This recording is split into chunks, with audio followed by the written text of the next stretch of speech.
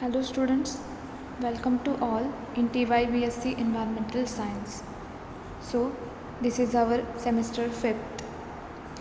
Now today we will discussing about our TYBSc syllabus. Paper first, that is EVS 3501 Ecosystem Management, and paper second is EVS 3502, that is Wildlife Biology. Okay. So this is your semester wise and paper code wise paper titles and their credit. Okay, so now today we will only discussing about paper first and second. So our paper code is EVS 3501. This is paper first. Title of paper Ecosystem Management. There are 3 credits and number of lectures 48. Then firstly, their learning objectives is to learn terrestrial ecosystem and its detailed classification. Then second, to learn aquatic ecosystem and its distribution. Then third one, to make student aware about importance of aquatic and terrestrial ecosystem. And then learning outcomes is student understood terrestrial ecosystem and its resources, and second one, student understood aquatic ecosystem and their importance. So our credit first is and unit first is terrestrial ecosystem.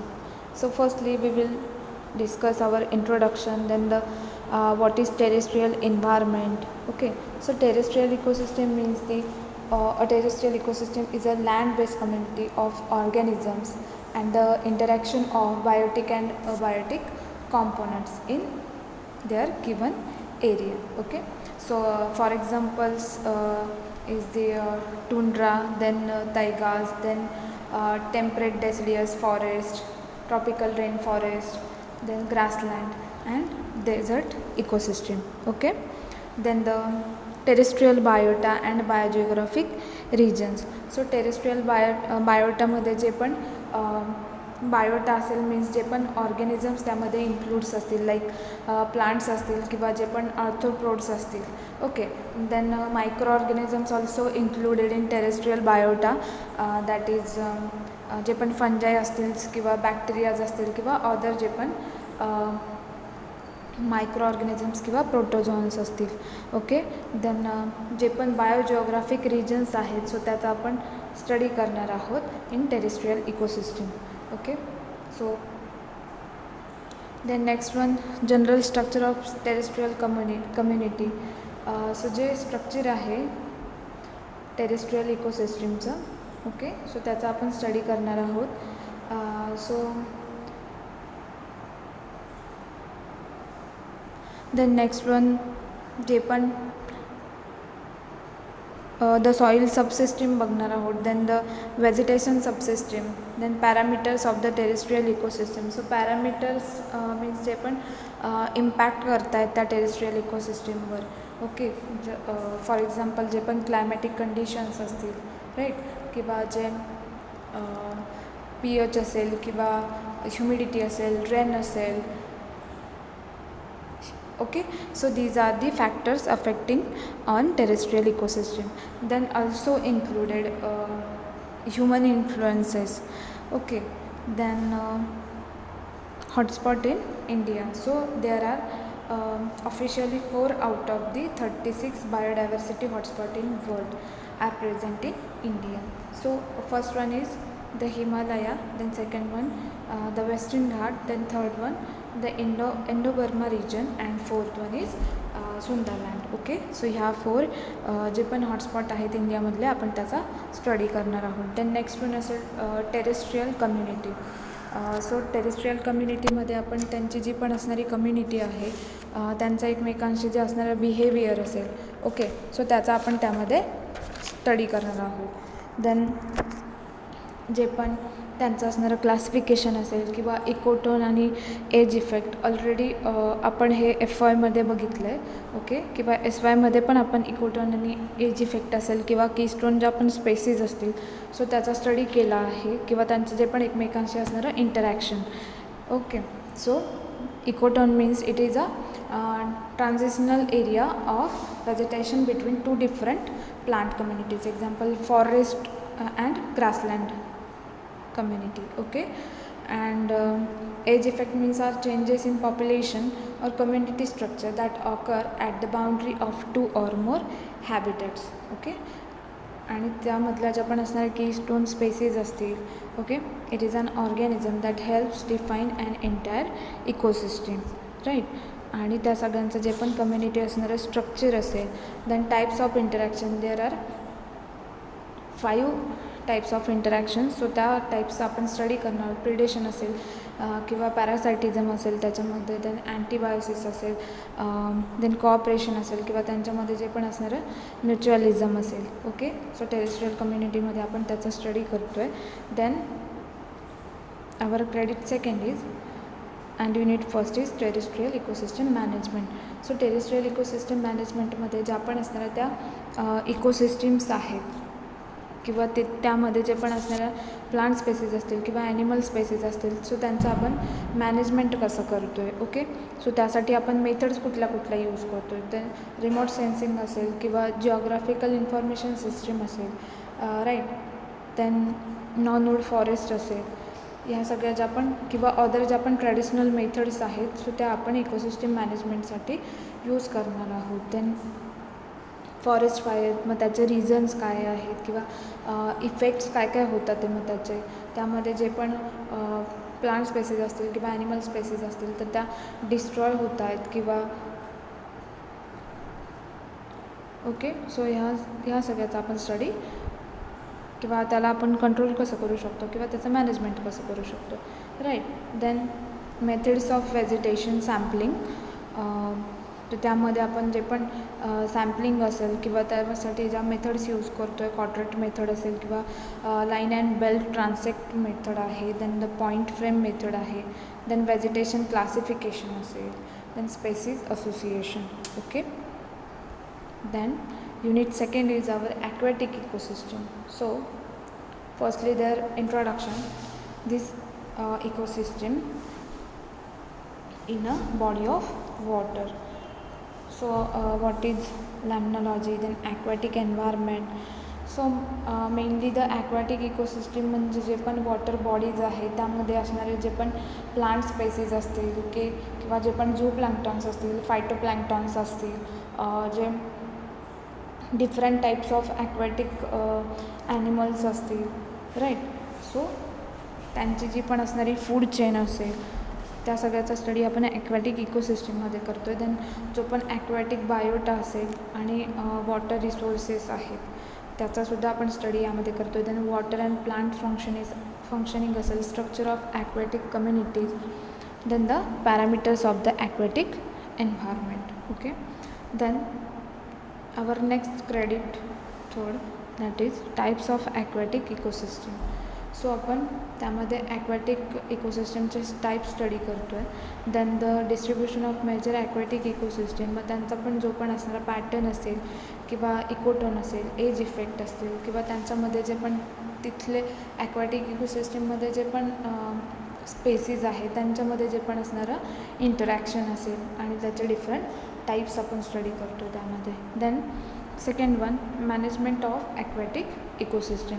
So त्यासाठी आपण methods कुठल्या use करतो आहे, remote सेन्सिंगचा आपण use तिथे कसा करतो आहे किंवा जिओग्राफिकल इन्फॉर्मेशन सिस्टीम थ्रू आपण त्याचं मॅनेजमेंट कसं करतो आहे. ओके, देन इको डेव्हलपमेंट प्रोग्रामसुद्धा, देन ट्रॅडिशनल मेथड्सचा आपण तिथे यूज करतो, right. And the methods of aquatic sampling and data analysis. So sampling approaches and species association. Okay, so these are the some references books.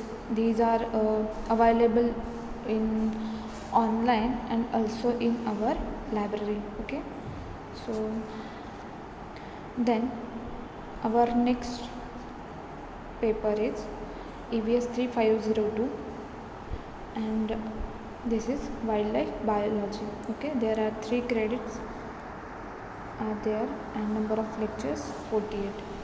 So firstly their learning objectives: to learn wildlife resource or wildlife biology. then to learn major group of plant and animals species and their natural habitats, to learn wildlife management techniques and biodiversity hotspot. And then the next one, learning outcomes. So that is students get information about wildlife and their various species. And then second one is student understanding diversity of wildlife and their scope. Okay, so firstly our credit first is introduction. Okay, so what is wildlife biology? A biology or a wildlife biologist studies animals and their behavior along with the role each animal plays in its natural habitat. मध्ये पण जे पण wildlife animals असतील, okay, so त्यांचं जे पण असणारी एकमेकांशी बिहेवियर असेल त्यांच्या नॅचरल हॅबिटॅट्सवर. Okay,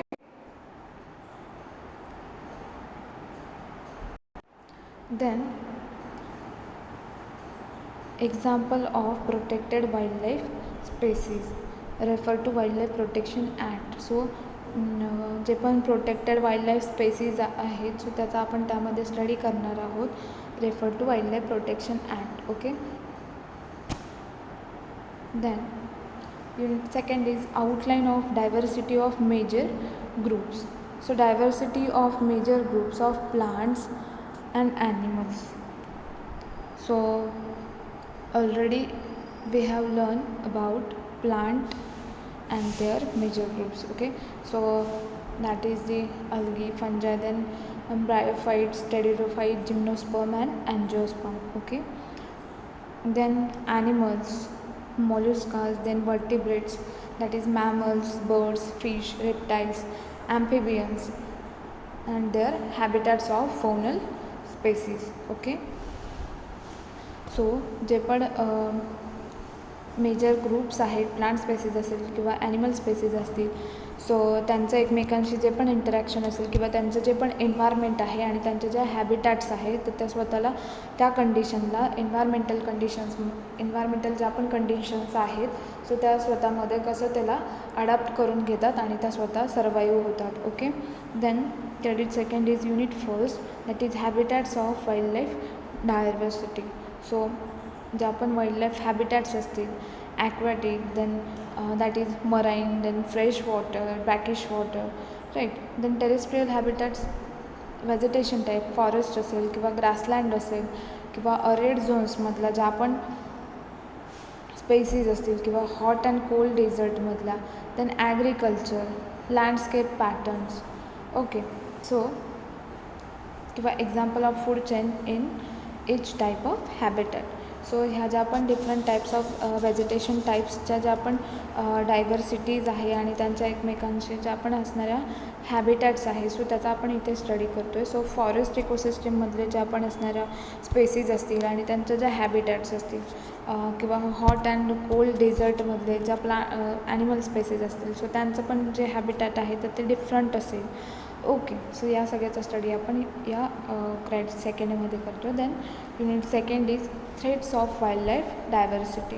so threats to wildlife habitat destruction, then developmental project, so urbanisation, agricultural expansion असेल, then excessive harvesting and poaching असेल, human wildlife conflicts, right. So examples of excessive exploitation of lands and animals. So जे पण वाढतं urbanisation असेल किंवा different types of जे constructions आपण बघतो आहे, डॅम कन्स्ट्रक्शन असेल किंवा जे पण अदर जे पण बिल्डिंग्ज असतील किंवा अदर जे कन्स्ट्रक्शन्स केले जातात त्यामुळे पण जे पण होणारे थ्रेट्स असतील, देन ॲग्रिकल्चरल एक्सपान्शन असेल, देन एक्सेसिव्ह हार्वेस्टिंग असेल किंवा पोचिंग असेल. सो ह्या सगळ्याचा इम्पॅक्ट जो आहे तर त्या वाईल्डलाईफ डायव्हर्सिटीवर होतो आणि जेणेकरून की ज्या different types of animal species असतील तर त्या रेअर होत चालल्या आहेत. Okay, then our credit third is unit first, that is wildlife management technique. So त्यांचं जे पण मॅनेजमेंट आहे वाईल्डलाईफ डायव्हर्सिटीचं किंवा ज्या पण वाईल्डलाईफ स्पेसीज आहेत डिफरंट, सो त्यांचं आपण मॅनेजमेंट करण्यासाठी कुठल्या टेक्निक्स यूज करतो आहे जेणेकरून की त्यांचं मॅनेजमेंट व्हावं किंवा कन्झर्वेशन किंवा प्रोटेक्शन व्हावं. Okay, so population assessment technique असेल for flying insect, then bird and mammals, transect, then point count method, then net swipes, census of from PERG marks, then camera trapping, diversity assessment for plants, then determination of sampling area. त्यासाठी आपण जे पण contracts method use करतो आहे, then ट्रान्सेक्ट method असेल किंवा point centre method असेल, right. Then diversity indices and its application. Then UAVचा सुद्धा आपण, that is unmanned aerial vehicle and remotely piloted aircraft. So ह्या सगळ्या टेक्निक्स आपण कसं यूज करू शकतो वाईल्ड लाईफ मॅनेजमेंटसाठी. Okay. Then second, biodiversity, that is reasons for biodiversity formation, then contribution to adaptive evolution, land races of crop plants, conservation of genetic resources, highly productive and unique habitats. That is example of wetland and mangrove ecosystem. So wetland आणि जे mangrove ecosystem आहे, so त्यात यामध्ये आपण त्याचं एक्झाम्पलसुद्धा बघतो आहे. Then जे बायोडायव्हर्सिटीचं फॉर्मेशन होतं आहे, सो त्याच्यासुद्धा आपण रिझन्सचा स्टडी करतो आहे. Okay, then these are the some reference books for this study. Okay, plant diversity hotspot in India, then environmental management, ecology and environment, environmental science, right? Okay, so biodiversity conservation. So this is our first two paper and their syllabus distribution. Okay.